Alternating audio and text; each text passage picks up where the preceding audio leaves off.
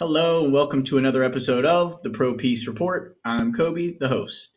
And so today we're going to be talking to Henry Conoly. He is an anarcho-communist running for the Green Party's nomination to be a congressional candidate in Pennsylvania's 1st Congressional District. And so Henry, how are you doing today? I'm doing great. How are you? Pretty good. A little bit tired. It gets dark here at it's 6 p.m. It got dark at like 4 p.m. here in Sweden. But I'm okay. Wow. Yeah.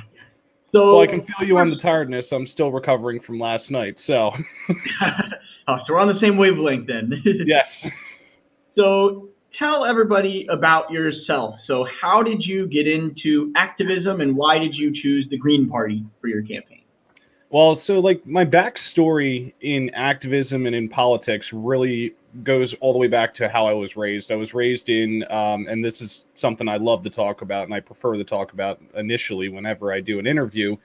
I was raised in a very racist family. And being raised around that, being raised within that, it forced me, once I moved out of Lakewood, New Jersey, and moved into Pennsylvania, and I finally was kind of hit with diversity, it caused me to reflect back on my upbringing, how my family raised me, and to start recognizing the failures of my upbringing and how I can change myself. So the initial thing there is, my activism has always been related to equality, whether that be racial equality, gender equality, any of that stuff. So that is all rooted in how I was raised, because I reflect on the I guess you could say the horrors of being raised in that.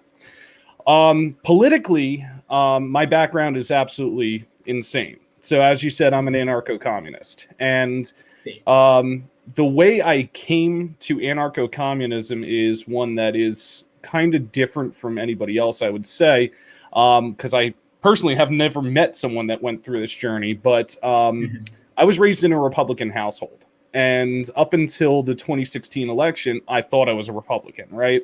2016 came around. I saw Donald Trump. I saw the writing on the walls. I knew what was going to happen.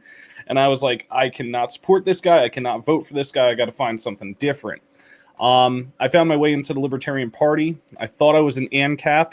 I voted for Gary Johnson, all that fun stuff. But I was in the Libertarian Party for maybe a year, and suddenly I start getting hit with this left-wing, libertarian viewpoint, and my anti-war stance, my anti-imperial stance, my anti-fascist stances. I saw all these things reflected in it, and that's when I first picked up one of the greatest pieces of work, The Conquest of Bread.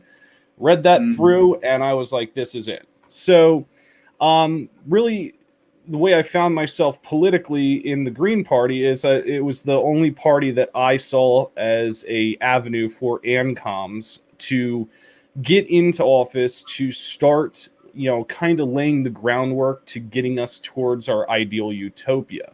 I left the Libertarian Party to jump into this race with the Greens. I wasn't a Green until I actually jumped into this race with them. But I will say I was proud to have voted for Howie Hawkins in 2020 too. So, nice. Yeah, it's interesting because I actually had maybe not the same evolution to anarcho-communism, but it's somewhat similar. So I actually grew up in a very liberal household, but kind of like a establishment liberal, like a Hillary Clinton liberal type of household. So I think that's still conservative, because that definitely counts as conservative still. But when I was 14 or 15, I was in high school. I heard about third parties. I always knew that the two-party system was corrupt.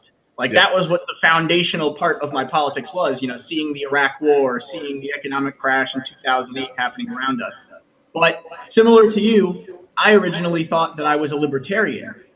And so it's because I liked the civil liberties aspect of it. I like the fact they challenged the two-party system. They were the most popular party to challenge the two-party system. But as I learned more about libertarianism, I completely disagreed with the economic views of libertarianism, because, it does uphold systemic racism still to basically get rid of the state but not fix the capitalist economy that's causing all of the inequality in the first place. Yep. So then I kind of reached the point where, okay, now it's 2015. One of my friends tells me about Bernie Sanders. And I start looking into his campaign. I'm like, wow, that's like every single thing that I would want. But, you know, he has that 1% in the polls, 2% in the polls. Like, it's so unrealistic. But I supported his campaign. He took off. And then, you know, the DNC leaks came out. We heard about the rigged primary in 2016. Yep. And then I wasn't going to go vote for Hillary Clinton at that point. No way. So I found the Green Party. Jill Stein's campaign reminded me everything of Bernie, except she was even further left than him, even better than him on a lot of issues. Yep. But I still got captured back into the Democratic Party. I wanted to vote for Bernie in 2020. I kind of put all my eggs in that basket. We saw how that turned out. But it was really the Black Lives Matter movement that shifted me from socialism to not just communism, but anarcho-communism, because it's the idea that communism is a stateless, classless society. Anarchism is also a stateless, classless society. The only difference I can really see between the two groups is that, I mean, I don't know, sometimes communists are more likely to support state violence. Sometimes they're not as focused on defund the police or abolish the police or getting rid of those coercive aspects of the state. So then I realized, okay, I like communists better than most people, but I think anarchists agree with us ultimately. Yes. And so how can we bring these two groups of people together? So it's like, whether it's socialist, libertarianism, whether you call it anarcho-communism, I kind of just blend together my libertarian roots with socialism, you know, solidarity for socialist causes around the world.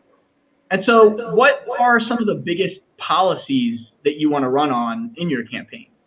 So, that's the fun part about this is I had a 2-hour campaign meeting with my campaign manager, and we came up with almost 2 pages worth of policy. So, you know, narrowing that down to like the most important ones for me is so tough. I will say, at the top of the list, I am a huge proponent of UBI. That is something that is not only important, it is necessary. So many people struggle, myself included. You know, I sit there at the end of the month and I'm going, how am I going to pay rent? Having something as simple as a universal basic income, which can be done by cutting the U.S. military budget and turning that money right back into the people, that would do so much to help so many people. It would help food insecurity. It would help, you know, single mothers, single fathers, you know, check off every box. It will help. So that's definitely at the top.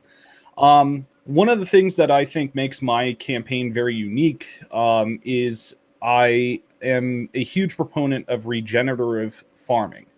And I love compost. Okay. You know, and that all goes into the same thing. So right now, the United States, we have this massive agriculture budget, and we dump that money into factory farms, whether it be, you know, the standard stripping of the earth and row crops, or you look at factory meat production.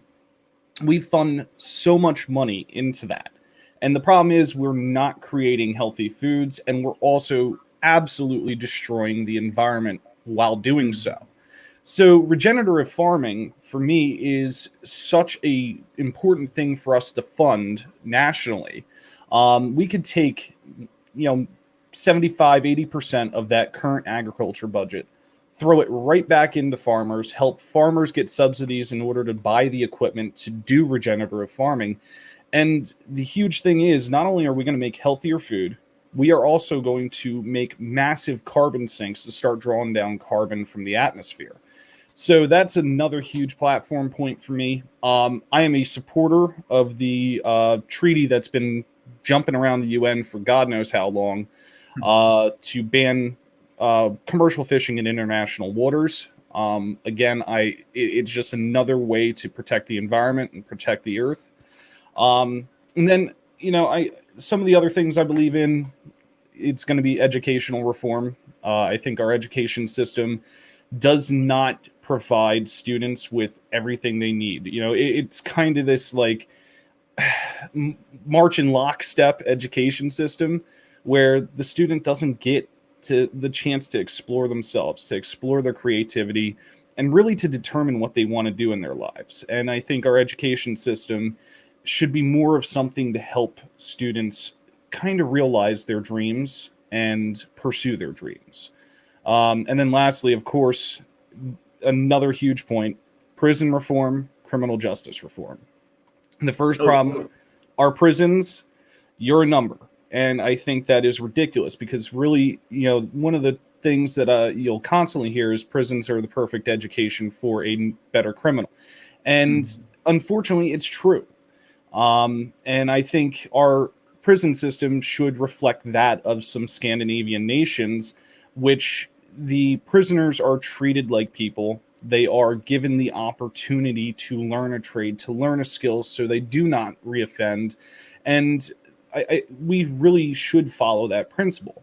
Police, I am a huge advocate of defunding them and putting that money back into community resources that can better help people.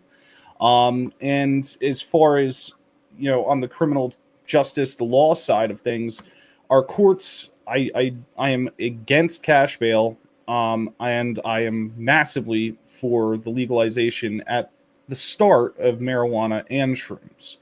So that's like the gist of the major parts of my campaign. Yeah, I mean, those are some pretty good stances. Regenerative farming, I think that's under-discussed entirely. I mean, I remember when I was in college, I went to an organic farm, and he was doing organic farming techniques. And even though it was a much smaller farm, it's not on the scale of a conventional farm, he was able to produce more produce for the same amount of land. So if he had scaled it up to the scale of a conventional farm that uses all the pesticides and everything else that comes with it, he would have produced more food than those conventional farms. And so it's not that we don't know how to do organic farming that can produce more food. It's just that we're not doing it. And the other thing to say there too is people who practice regen farming and this organic farming style, the farmer makes far more money on it. It's not that, and they don't even have to charge like organic prices. The fact is, with how much they're making per acre in crop, they are making more money. And that's the thing. Once you tell that to farmers, they start to listen. And that's why that's part of this campaign here. And so is your district I haven't looked at the map yet. Where is your district in Pennsylvania? Is it a more rural area? Would that type of policy appeal very specifically to rural farmers? So our district, and mind you, this is pending redistricting. We'll see how that seems to be trending. It still looks like my district will stay fairly consistent. It is a small portion of Montgomery County, which is in suburban Philadelphia, as I say on my Twitter, Lenape-Hooking territory. I recognize the horrors of our past. So it's a small portion of Montgomery County. That portion of Montgomery County is very suburban. There's not really much farming. There's a few farms, sporadically placed there. It's a huge chunk of Bucks County. Now, Lower Bucks, they are closer to the city. They're going to be more of a cityscape. But when you start getting up into Upper Bucks here, Hilltown Township, Percy, Sellersville, all these areas, you are suddenly hitting places that have farms. So I think, though the policy won't apply to a massive amount of constituents, the ones it does apply to, I think once they listen to it, it'll give them some hope to turn their businesses around. And so in terms of, well, before I get there, is your district, is it like a national congressional district or is it like a state congressional district within Pennsylvania? Just so I know. So this is for United States House of Representatives. It's a national convention. Okay, so then that makes my next question more relevant. What's your stance on Medicare for all? And how did you feel about Howie Hawkins' 2020 stance when he talked about, starting off with the idea of Medicare for all, but eventually expanding it to a nationalized healthcare system entirely? So not just health insurance, but also the hospitals and the doctors and everything else, like an NHS like they have in England. What's your stance on something like that? So I guess the first thing, I'm a supporter of Medicare for all. Absolutely. It's one of those things that's a building block, in my opinion, towards getting towards my utopian goal. If we don't have healthy people and we don't have people ready to take on the system and start breaking away from it and building our communities, we have no chance. So Medicare for all is absolutely necessary. As for like an NHS system or something like that, I guess my statement on that is that I oppose profit in the medical industry. I think that something that is so important as your health should not be a tool for someone to make massive profits on. I don't even think that you should make profits. You should break even. Pay your workers what they're worth. Pay them the value of their labor. Other than that, break even. Insulin should not be the cost it is. I saw something on Twitter. I forget who posted it the other day, but it was like $100,000 ambulance ride. I find that ridiculous. There's no way we should do that. So if the method to getting to a profitless medical system is to nationalize it, then I see that as one of those few times that I'm like, okay, you know what? I'm going to support that. But I also think that there's ways that we as a community, at the local level can work to fix those things. So I'd like to explore the localized option before we explore like a national option on that. Good statement. Yeah, maybe for me, it's like part of my anarcho-communism, and it's almost ironic in a sense because, anarchism gets rid of the state entirely. Yeah. But for me, it's like, I'm okay with the state doing things for necessities, whether it be the post office, whether it be healthcare, whether it be education. Like, because, the state does it without profit. Private companies do it for profit. Yep. But I think for me, it's about increasing the state power when it comes to necessities of life and decreasing the coercive elements of the state itself.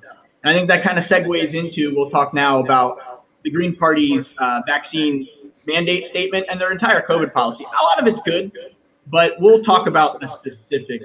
So let me just pull it up on the screen now. Let's see. Okay. So we have this tweet here from the Green Party. It says, statement from the Green Party U.S. Steering Committee supporting, quote, the use of vaccines, vaccine mandates, and quarantines as part of a comprehensive public health effort to curb and eradicate the novel coronavirus pandemic. And we'll just read the whole statement, then we'll talk about it. So, the Green Party of the United States Steering Committee strongly supports the use of vaccines, vaccine mandates, and quarantines as part of a comprehensive public health effort to curb and eradicate the novel coronavirus pandemic that has swept the globe since early 2020. A comprehensive public health policy focused on prevention includes not only vaccines, but free access to personal protective equipment, including free masks, infrastructure upgrades to treat and filter indoor air, and quarantines and mandates when necessary, particularly for frontline public interfacing jobs such as schools and hospitals.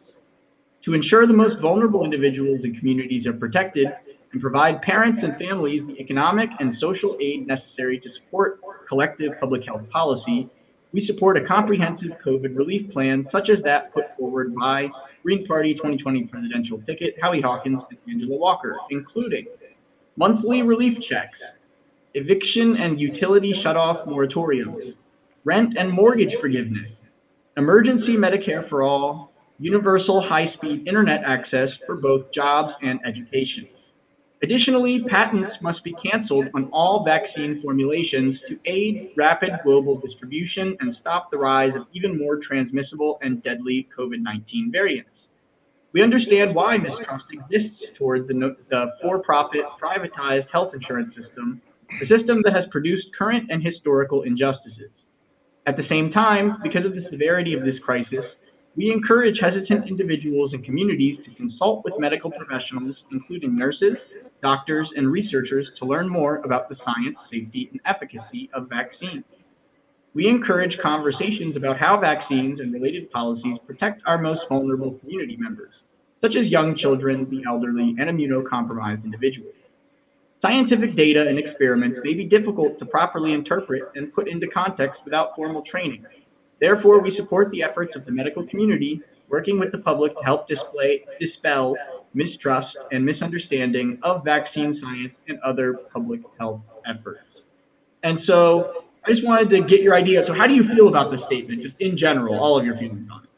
You know, and it's as I said when the statement came out. I went pretty hard and vocal against it from the start. And the reason is because using the term mandate is the absolute worst thing that we could do as a party. That is something I will continue to harp on.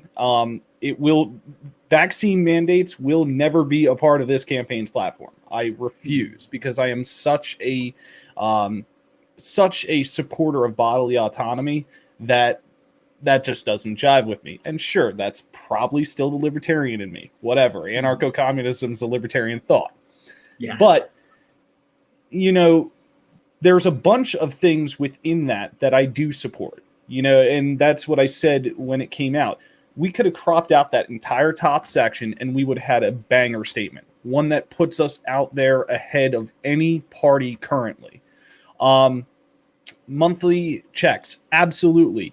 We should have been getting stimulus checks retroactive to when this thing came out. And that should have been monthly. There's so many people that I see going into debt because they can't pay for XYZ because they are out of work or they have taken reduced hours, whatever. So that's a must, in my opinion. You know, the rent and mortgage moratoriums. Absolutely.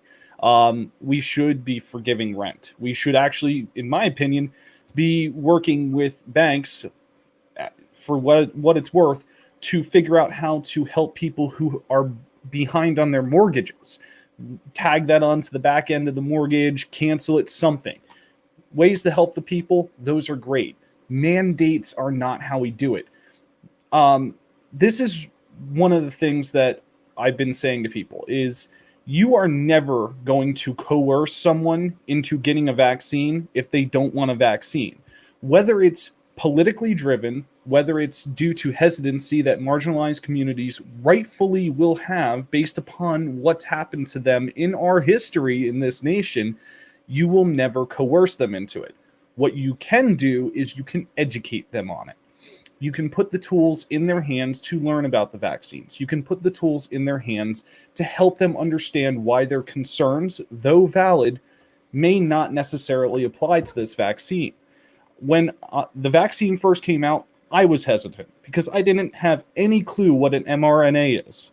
It took a little bit of research, and I was like, you know what? I'm going to get it. I have not been boosted yet. I will be boosted once I see the data that says this helps with Omicron. If they come out with a Omicron booster, I'll get it because I believe in encouraging vaccines. But again, no mandates. Yeah, I mean, that's how I see it too, because to me, it's like, you know, I've always been someone who generally, you know, I trust all sorts of medicine, right? All medicine has side effects. All medicine has potential bad downsides to it. That doesn't mean I reject medicine. You know, I got my vaccines right away. I'm going to get the booster shot when I get home for winter break. I think for me, it's just about the idea of empathizing with other people coming to their decision in their time. Because sometimes people start off skeptical, they do all their research, like you said, and then they reach a point where it's like, okay, I think I understand it now. I'm going to get it. But if you have somebody who, you know, Pfizer has had corruption problems in the past. Yep. They are a big pharmaceutical company. You know, they had to recall Chantix recently, yep. A smoking cessation medicine that had been on the market for years. And there are some select cases of myocarditis with some of the vaccines, and it's not that widespread, but it's enough that it's understandable for somebody to worry. And so it's like, and I'll play the statement now. I already showed you this video, but just so everybody else can see it, I'm going to play a video from Jeremy Corbyn, you know, former Labour Party candidate in the UK. And his statement on vaccine mandates is very similar to ours, and I think it shows that there are people on the left, people who are socialists, people who are communists, people who are anarchists, who are against the vaccine mandate, but supportive of vaccine. And so I'll play it now. Let me ask you about the votes that are coming. You're still an MP. Are you going to be voting to introduce COVID certification at large events? I don't think it's a particularly good idea, and what I want to see is a process where we are asking people to recognize the severity and dangers of COVID, but you achieve far more in public health by cooperation and persuasion than you do by compulsion. And I'm worried about the direction of travel we're going to with COVID passports, and then the danger, which I see as quite serious, of compulsory vaccination of NHS staff. Testing is an appropriate way of doing things. I mean, you do a temperature check when people come in here. Most people do that kind of thing. That seems to me to be fair enough. I was in a care home on Friday. I went to a 100th birthday party of one of my constituents, and it was a very small party. It was socially distanced, etc. Don't worry. And everyone was asked to take a test before they went in. That seemed to me reasonable. It's a very vulnerable population. You don't then think that when this vote happens later in the week, I think around vaccination, compulsory vaccination for NHS staff, strikes me that you're dead against that. I am against compulsory vaccination. I think it's reasonable that staff should be tested. I think people ought to be vaccinated and take up the opportunity to do it. But once you go down the road of compulsion, what do you do with the people that refuse to take a vaccination? Do you then dismiss them from working in the NHS? They obviously work in the NHS because they love it, they believe it, and they support it. And you then go down a road of what? Criminalising people? This is a very dodgy road to go down. So first, I'm just going to give my little reaction, and then I'll turn it to you. Yep. I think when he talks about the idea of persuasion instead of compulsion, that really resonates with me, just because I was seeing so many videos earlier on in the pandemic, whether it be in America, whether it be in Australia, whether it be other places in the West, where there were people who maybe weren't complying with a certain mask mandate, or there were people who weren't complying with police telling them they have to leave a business, whatever it is. But seeing similar scenes of police brutality that I witnessed at Black Lives Matter protests, where it's like these people are getting shot at with rubber bullets by police. These protesters are getting pepper sprayed. They're getting tear gassed. And, that's the downside to something like a mandate, to the compulsion of it, because there will be some people in society who are rebellious, people who want to protest out against it. And I don't think that, holding them down and sticking a needle in their arm, all you're going to do is just freak them out and make them distrust the government even more. Whereas if you persuade them, who knows, maybe they'll actually grow to trust the government a little bit. And so what's your feelings on the Jeremy Corbyn statement? So I'm right there with you on that, right? So I take two routes on this with agreeing with him. First off, my concern with with mandates, with forcing people, is if we allow the state to violate someone's bodily autonomy for something like a vaccine, that sets a precedent. And my concern anytime the U.S. government sets a precedent is it is bound to get worse. We've seen that. You go from Bush to Obama. The precedents Bush set, well, Obama capitalized on those. The precedents he set, Trump capitalized on, and as we see with Biden, he's just keeping the train rolling. So when you allow the state to violate someone's bodily autonomy with a vaccine mandate, what else are they going to do? If you decide to get an abortion, what are they going to, what do we set up for them to be able to crack down on you? And yes, also, how do you handle the people that do refuse? I mean, this is an open door to police brutality against marginalized communities. Those of us that are white passing or have, this nice, fair complexion that we have that gains us so many benefits in this nation, we're probably not going to get brutalized. Who we're talking about getting brutalized are the marginalized communities that have been and are still brutalized by the police. I don't want to open any more doors to that happening. And I see it going south majorly. Yeah. I mean, to me, it's like, and now I'll show an example. This is the one that I always turn to show people, there are ways you can increase vaccination that don't require a mandate. And so let me pull this video. Oh, there it is. And so as vaccine mandates face resistance in the U.S., Cuba says they don't need them. And so it says here, in communist-led Cuba, having citizens get their shots simply doesn't seem to be a problem. People are just getting it on their own voluntarily. And let's look at the rate of vaccination. So you can see here their cases have actually dropped significantly recently. Their deaths have dropped significantly. But their vaccination rate, I mean, it's impressive. So Cuba has administered at least 29 million doses of COVID vaccine so far. Assuming every person needs 2 doses, that's enough to vaccinate 128% of the population. And so that just goes to show that you can increase the vaccination rate. It's similar here in Sweden. I live in Sweden now. They don't have any mandate for the vaccine, but still they have a higher vaccination rate than the United States. Japan is another example of that. Yes. And so I think we have to, rather than, we're already done with time, these people are taking too long, it's time to just force them. Like, no, we just have to try other angles of persuasion. But I don't want to talk about the vaccine mandates anymore. I feel like my Twitter presence talking about that gives the impression that that's like a top issue on my list. And it's like, I don't even think about it that much. It's just more that I know it matters to a lot of people out there, and I want to just bring that concern up so that we can, instead of ignoring those marginalized voices, talk about them. But I want to talk about voting reform, democracy reform in general. So what are your stances on things like ranked choice voting, proportional representation, ending gerrymandering, Citizens United? How do you feel about democracy reform? So I guess the first thing is, let's check it off there. RCV, I used to be a huge proponent of. I've started to look into things like star voting and a few other styles of, a fairer voting system. But before we implement any of that, the first thing that I would want to see happen is we need to give equal ballot access to all parties and all candidates who want to be on the ballot. In my district, just to give an idea for those that don't understand how Pennsylvania's system works. So as a third-party candidate, the minimum amount of signatures that I will need to collect between, I believe it's February and July of 2022, is, I think, something like 5,500 signatures, right?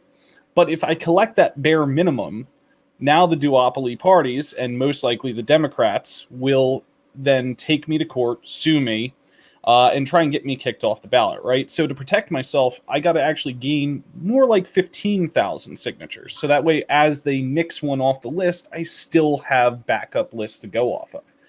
And I find that absolutely ridiculous when all their candidates have to do is go through their primary system, something which I don't have access to, but I've helped fund via my taxes. And then whichever one, wins the primary, they're on the ballot. Yeah. So the first thing we got to address there is every single party and every single candidate needs to have equal access to the ballot. They deserve it. They are giving a voice to people. I don't care whether it's the Constitution Party, who I disagree with almost everything they say. I don't know what their current platform is. That's why I say almost. Or whether it's the Communist Party USA. I don't care. Get them on the ballot. Let's stack those ballots with as many people to vote for as possible.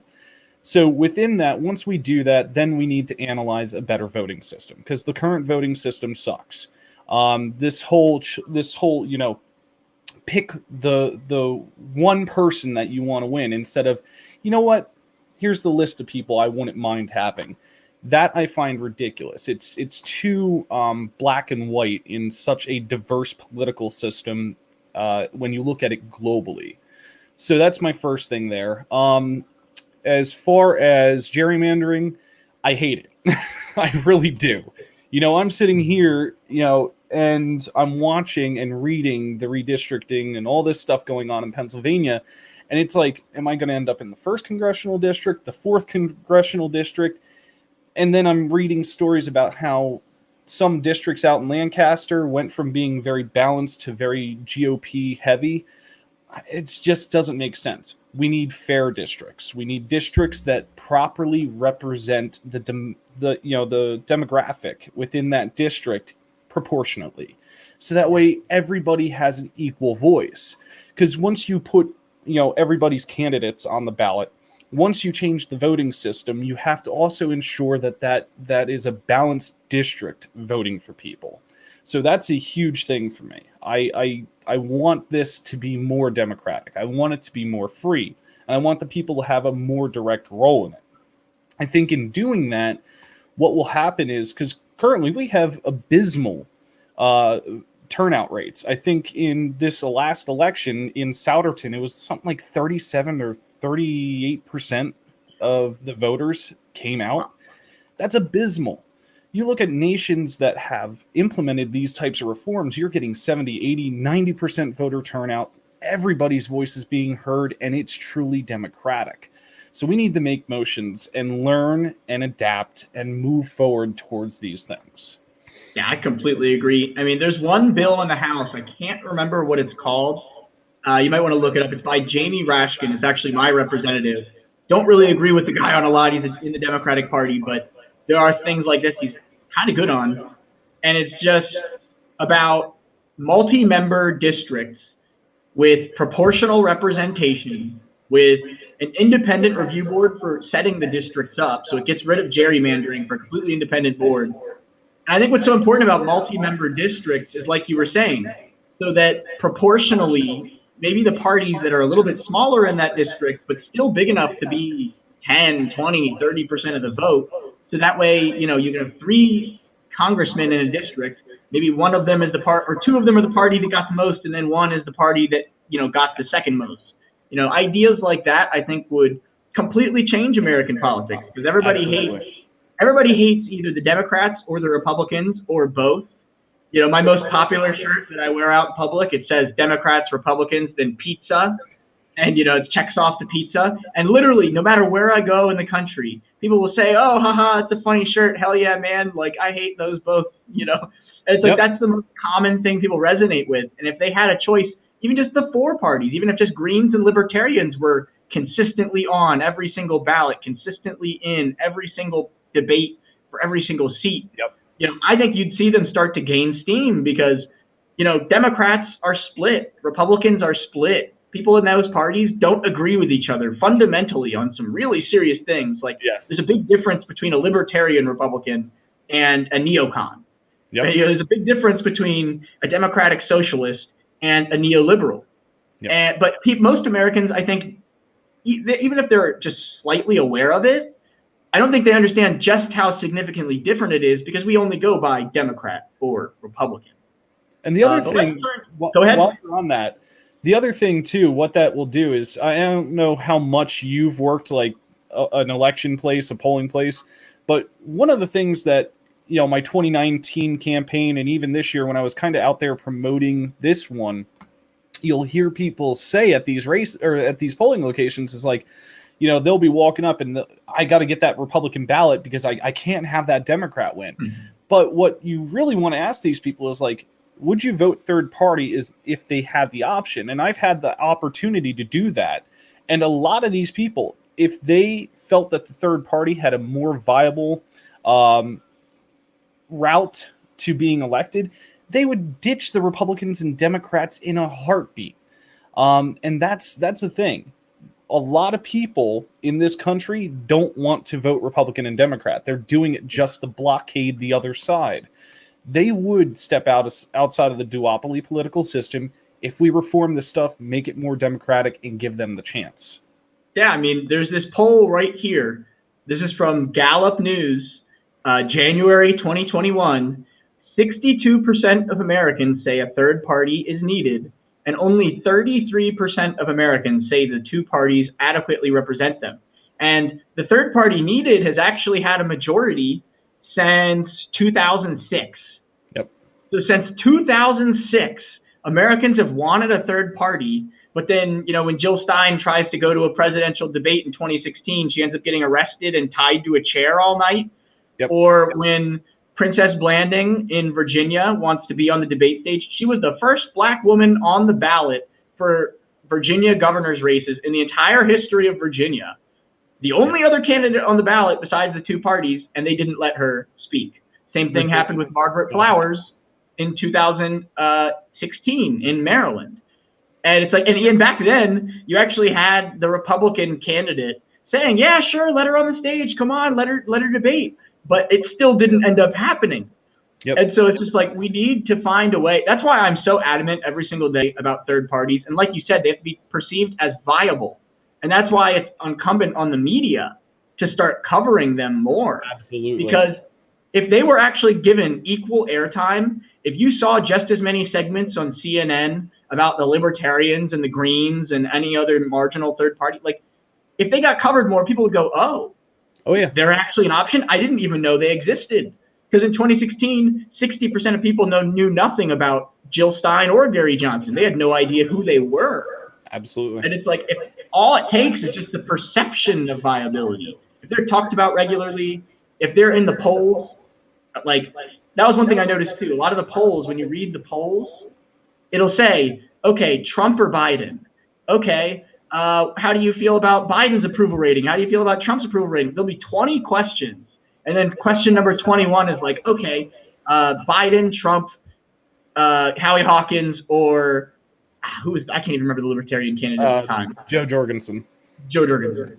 And like, but they don't ask that question until 20 questions down in the poll. So you have no idea who they are. It makes you implicitly think of them as non-violent. And like with my campaign, I mean, we've sent out 4 press releases, right? And I think our media contact list that we have through the Green Party PA is something like 300 media contacts or something like that, both national and local. That's been published. One of my press releases has been published by 4, I think, sources. That is just a reflection of how the media ignores us. But then they don't have a problem digging me up to trash me in an article to help further their causes, like something like the Bucks County Beacon did just recently. So it's amazing how the media will ignore us when we're trying to talk about things that help people. But the moment we are seen as like a problem, as we're going to siphon votes away from their preferred candidates, we get drug into it. And we get drug into it in ways that they think trash us. But if people are looking at it objectively, it makes us look like the best candidate in the race. Yeah. I mean, it's so interesting how third parties are both irrelevant, unimportant, non-factors at all, and we're also, the big boogeyman who can possibly spoil a campaign. And I think that's where our power is that even if we don't win a race, you can fundamentally change the dynamics of the issues that people are talking about, because the party that you are taking votes from is fearful of that, and they'll react. If you actually started going up in the polls to 10%, 15%, you would see a pivot from the other parties in reaction to you. Like, absolutely. That's the actual power we have as third-party people. The other power that we have as a campaign, as candidates and third-party people too, is keeping the candidates running in the duopoly honest and making them talk about things that they don't want to talk about. Like, for example, both the Democrats that are trying to challenge Brian Fitzpatrick, they're both touting their military history, their military careers. The one was an FA-18 pilot on an aircraft carrier. The other was an Army Apache pilot. They're touting those things. What did I immediately do? I started asking them how many innocent people they killed, how many non-combatants they killed. Why? Because that needs to be discussed. We want to talk about peace, and they want to talk about peace and democracy. Well, I'm going to keep you honest. And it's the same thing with Brian Fitzpatrick running. He's adamant about his career in the FBI. Well, we know what the FBI does, and guess what? You're going to now be held accountable for that. So that's beyond the power of being able to kind of shape how the parties are running. We also are able to keep the candidates, one, having to admit their failures, and 2, keep them honest. When they lie to the constituents, I, as the third-party candidate, nothing's holding me back from calling you out on that and calling you a liar straight to your face. And that's going to change the dynamic of this race. Oh, well. Yeah. I mean, that's very relevant. Now it makes me want to ask you, what is your general view of foreign policy in general? I know you've said you are anti-imperialist, and I am too. But I'm just wondering, like, specifically, like, how would you handle foreign policy differently than the current Democrats and Republicans do? So my first thing is I am opposed to every single active conflict that the United States is in. I do not see a single conflict that we are currently involved in that is reasonable. So my first thing is we have to repeal the AUMF. The AUMF has been a disaster. It should have never been written in the first place, and it gives the president unilateral power to declare war. No, war is declared by Congress, and you need to bring it to Congress and convince Congress that war is necessary. So that's the first thing. The second thing is bring every single troop home. Bring every single piece of equipment home. Get it out of those nations. Shut down all the foreign bases that are not currently existing under treaty. The ones that exist under treaty, we must begin renegotiating those treaties. And if those treaties, the nations do not want to let us repeal or bring our bases back, then they must have at least at the most minimal troop presence possible, and only for defensive purposes. Once all that military hardware comes back to the United States, this is one thing I say consistently. We need to move towards a defensive military only, which means all of this offensive technology that we have, it needs to be sold off, or it needs to be, destroyed.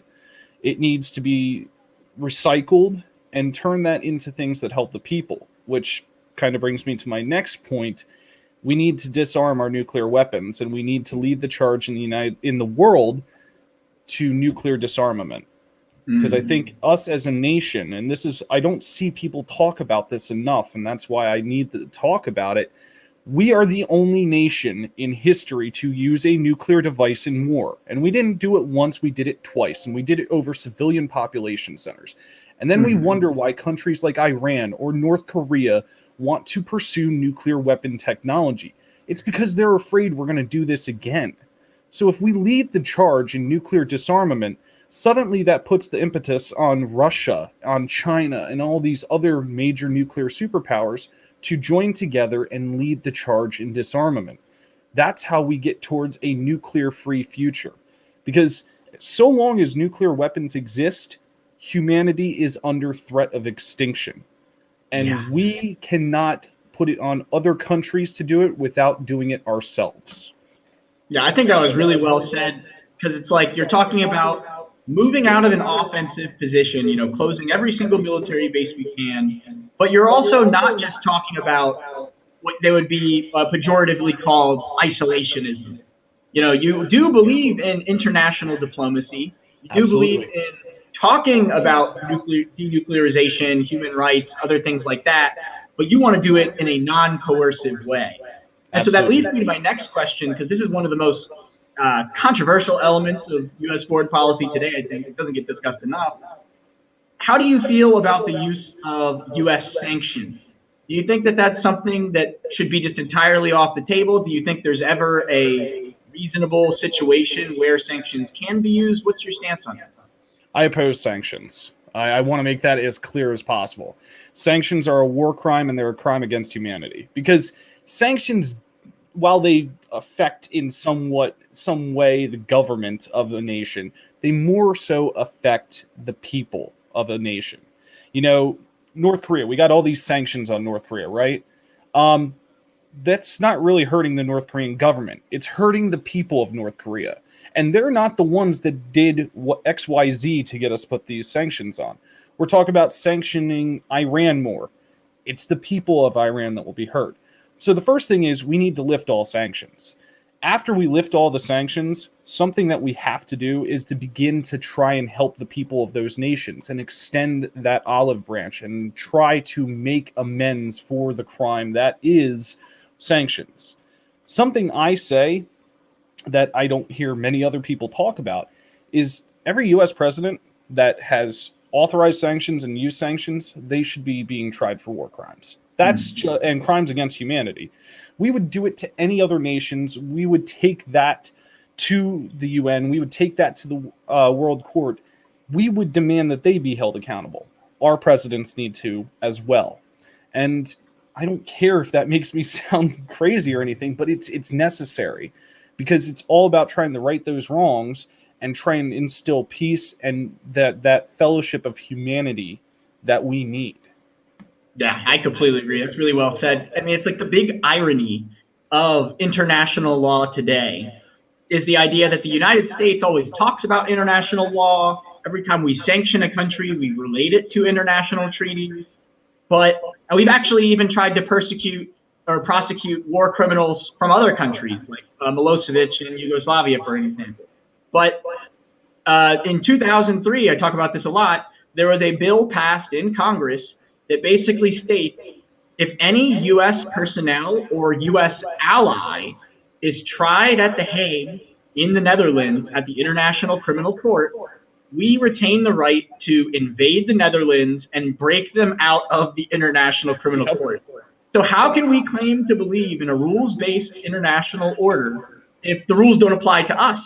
Like you're saying, we need to come back into compliance with international law, and respect all these countries around the world, help their people. The sanctions we recently placed on Nicaragua, they applied to 50% of the population, 60% of the population, not just the government. Yep. And that's just how it happens in Cuba. That's how it happens in Venezuela. That's how it happens in North Korea, Iran, like you were saying.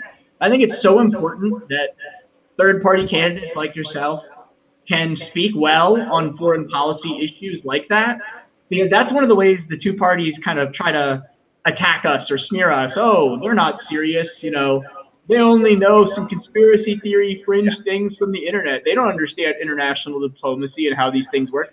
But you clearly do. You clearly have a diplomacy of peace. And I think that's exactly what we need. Well, and one of the biggest, statements I've always said when it comes to foreign policy, the reason that there is so many issues in the world and so many wars in the world, it relates right back to what I said at the beginning of this, U.S. imperialism. We stick our noses into so many things, and it causes so many problems. We do not approach things with the concept of peace. We do not approach things with the concept of bettering humanity in it. We need to change that stance. I seek a world where whether you're a North Korean, a South Korean, Chinese, Russian, Iranian, I don't care. We recognize that we are all one humanity. We exist on one pale blue dot that can sustain our lives. It's the only dot in this black, existence that can sustain our lives. We need to approach things from that vantage point. Because if we escalate more and more and more, we put our existence and our reality and everything we are fighting for at risk. I think that's one of the key differentiators between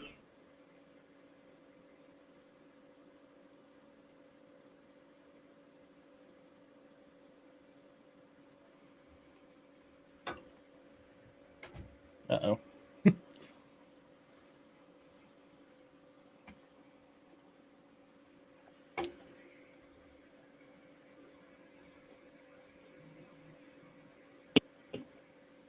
Hey. I'm back. My laptop turned off. All right, so sorry about that. It's all good. No, what I was going to say is that's one of the key differentiators in my mind between the Green Party and the Democratic Party, is that it seems like Green Party candidates and just the party as a whole understands the intersections of foreign policy and racism so much more than the Democratic Party, because like you said, sanctions and other coercive measures like that on other countries, I mean, we do the exact same things we often accuse those other countries of doing. We have the biggest prison population in the entire world. We killed many people in Iraq, Afghanistan, Yemen, Somalia, and the list goes on and on. And so we can't really expect other countries to be coerced by a country that's committing more human rights abuses than anybody else. It just makes us look hypocritical. But the Democrats still haven't learned that lesson. I was just watching a video earlier today. Lee Fong was interviewing people outside of Congress. How do you feel about the sanctions on Afghanistan right now? We pulled out of the war, but we still haven't lifted the sanctions, and it's depriving people of much needed food and aid. And basically, a lot of the Democrats were saying that, oh, well, the Taliban has a lot of work to do before we're going to release those sanctions. But what about Saudi Arabia? Yep. We give Saudi Arabia all these weapons, and they commit war crimes with these weapons. What, shouldn't they have work to do? Shouldn't we be sanctioning them by the same standards that we hold the Taliban to? And that's where the big catch is that our allies are not necessarily based around human rights and democracy. It's based around economics. It's based around who wants to work with us, who is going to work with us. If it was about human rights, it would be more consistent of a standard, but it's not. But any last statements, because we're towards the end now. I just wanted to ask you about what is the process? Are you already officially the Green Party candidate for this race? Is there going to be a primary process of any sort? How does that work? So I am nominated by the Montgomery County Greens. The Bucks County Greens don't have quorum to be able to nominate me. So I'll be nominated, hopefully, at the state nominating convention. I believe it's in January. As it appears right now, there are no challengers in my district. And if there are, I haven't heard of them. So in all likelihood, yeah, I'll be the Green Party's nominee. And then that's when the work of collecting signatures and just the ground game of a grassroots third-party campaign really kicks in. I plan on wearing through some soles in my shoes. I know I'm going to, because my district is big. So I was gonna say, that was going to be my next question, is that, like, what are your plans for the campaign? Like, how do you plan on getting a broader coalition than just the Greens? Because I know that we are a relatively small bunch, the most dedicated among us. But, like, how are you planning on trying to appeal to people beyond RX? So my real target with this campaign, realistically, is going to be any independents and third party constituents, right? I'm going to have the damnedest time convincing a Democrat not to vote for Ashley Has or whoever. I'm going to have the damnedest time trying to keep a Republican from voting for Brian Fitzpatrick or Brandon Landing or Bradley Lanning. But what I can do is I can talk to all the different third parties that exist out there, talk about our commonalities, what we agree on, and, really present myself as the best alternative option and start building with them. It's, as I've said, I don't care who you are. As long as you share some very core fundamental beliefs with me, I want to work with you, and I want to start building a better tomorrow. So those are the people I'm targeting. My ground game is simple. My campaign ideas are simple. Literature is going to be our thing. Manning every single primary poll that we can for the duopoly primary, that's going to be our major milestone right there. If we can hit as many of those as possible, hand out as much literature as possible, then we're gonna really set ourselves up. And with the literature side of things, that's another thing where I'm kind of keeping consistent with my theory and my beliefs. I'm trying to get everything printed on hemp-based products and stuff that is more environmentally sound. And I think once people see that there's not that hypocrisy in me, that I'm printing it, in a standard printing system or whatever, I think that they will start to listen to me then, that I'm not just a hypocrite.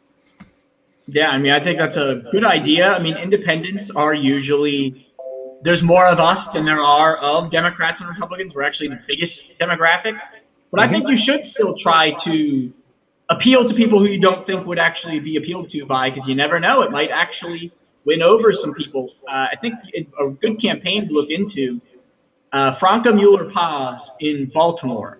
She was a Green Party candidate in Baltimore, out-fundraised the Democrat, got endorsements from the Sunrise Movement, DSA, even the AFL-CIO managed to endorse a Green Party candidate. She only got 35% of the vote, 40% of the vote, but she actually beat the Republican candidate in Baltimore by like 30%, 35%. And I think, ideas like defund the police, ideas like Medicare for all, ideas like legalizing marijuana, legalizing shrooms, ideas like getting rid of the profit motive in healthcare and education, I think if those things are framed right, you could potentially go to a big event where you don't think you're going to appeal to the audience, and you very well might. I think I've heard a lot about people in the past have said, go to the districts and the areas where you don't think people will like you, and at least try.